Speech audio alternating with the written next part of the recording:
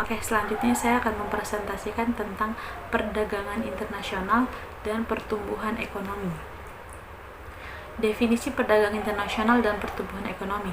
Perdagangan internasional adalah kegiatan tukar-menukar barang atau jasa yang dilakukan antara individu dengan individu, individu dengan pemerintah, atau pemerintah dengan pemerintah dari suatu negara yang lain di pasar dunia atau global dengan tujuan untuk memenuhi kebutuhan dan mencari keuntungan.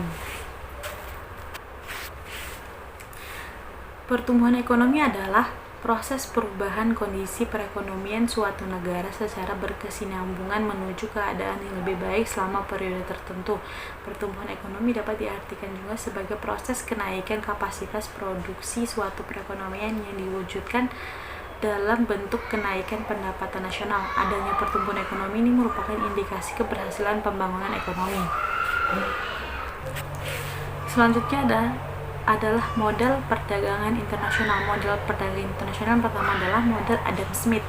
Model Adam Smith ini memfokuskan pada keuntungan mutlak yang menyatakan bahwa suatu negara akan memperoleh keuntungan mutlak dikarenakan negara tersebut mampu memproduksi barang dengan biaya yang lebih rendah dibandingkan negara lain.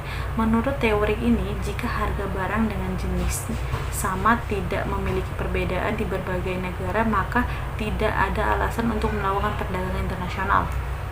Yang kedua adalah model Richardian. Model Richardian ini memfokuskan pada kelebihan komparatif dan mungkin merupakan konsep paling penting dalam teori perdagangan internasional. Dalam sebuah model Richardian, negara mengkhususkan dalam memproduksi apa yang mereka paling baik produksi, tidak seperti model lainnya.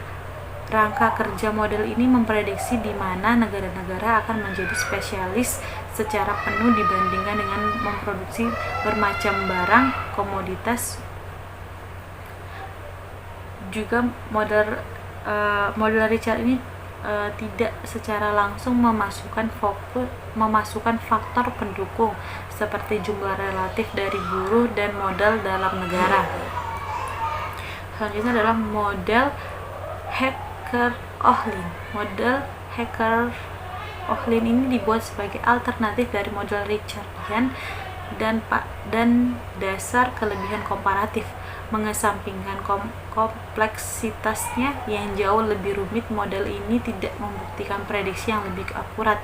Bagaimanapun dari sebuah titik pandangan teoritis, model tersebut tidak memberikan solusi yang elegan dengan memakai mekanisme harga neoklasik ke dalam teori perdagangan internasional.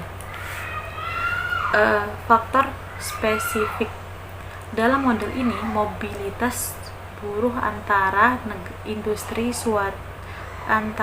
satu dengan yang lain sangatlah mungkin ketika model tidak bergeser antara industri pada satu masa pendek. Faktor spesifik merujuk pada pemberian, yaitu pada faktor spesifik jangka pendek dari produksi seperti model fisik tidak secara mudah dipindahkan antara industri. Teori mensugestikan jika ada peningkatan dalam harga sebuah barang, pemilik dari faktor produksi spesifik ke barang tersebut akan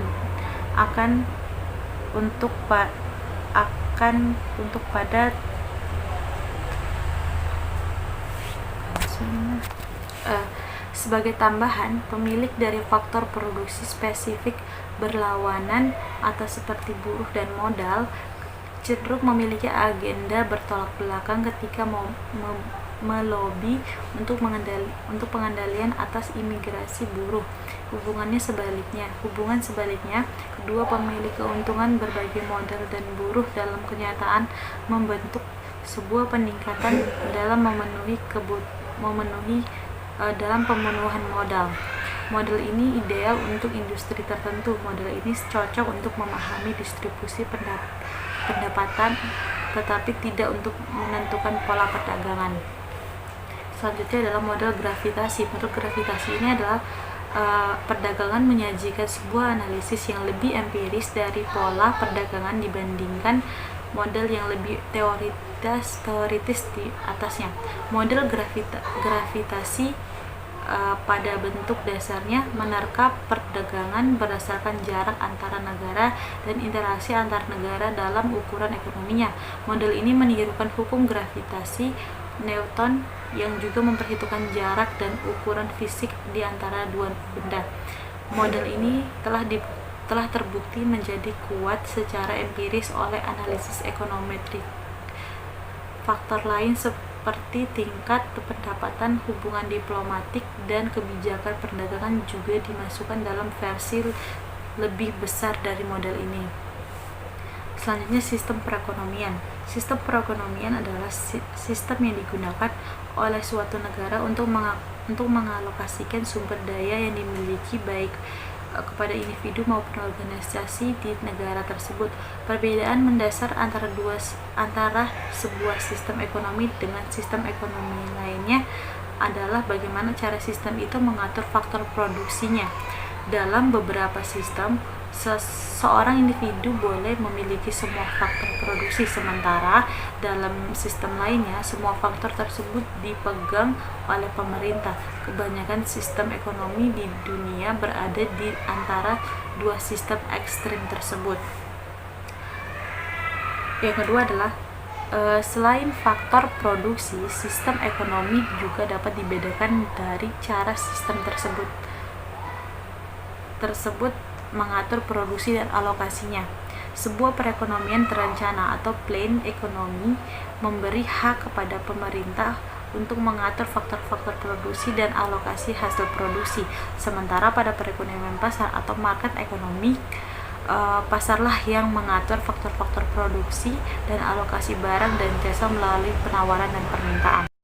Selanjutnya adalah faktor-faktor pendorong perdagangan internasional. Yang pertama adalah perbedaan sumber daya alam, selera, penghematan biaya produksi atau efisiensi, perbedaan teknologi, terus untuk memenuhi kebutuhan barang dan jasa dalam negeri, terus untuk keinginan untuk memperoleh keuntungan dan meningkatkan pendapatan negara, dan keinginan untuk membuka kerjasama, hubungan politik, dan didukung dari negara lain.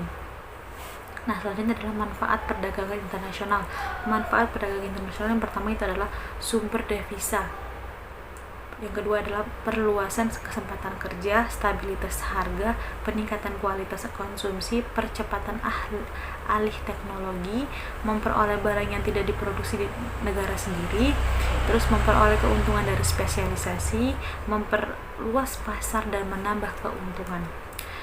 Hambatan perdagangan internasional. Nah,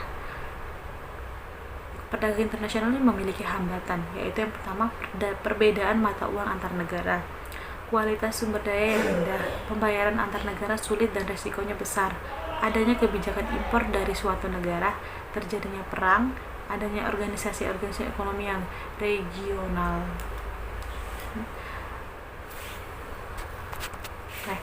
Selanjutnya adalah keterkaitan perdagangan internasional dan pertumbuhan ekonomi.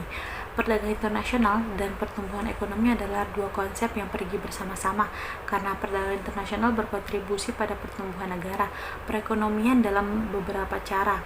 Beberapa cara ini mencakup dampak impor dan ekspor, produktivitas spesialisasi, peningkatan infrastruktur, ekspor barang ke negara lain dapat berkontribusi pada pertumbuhan negara dan mengekspor dengan meningkatkan pendapatan negara itu.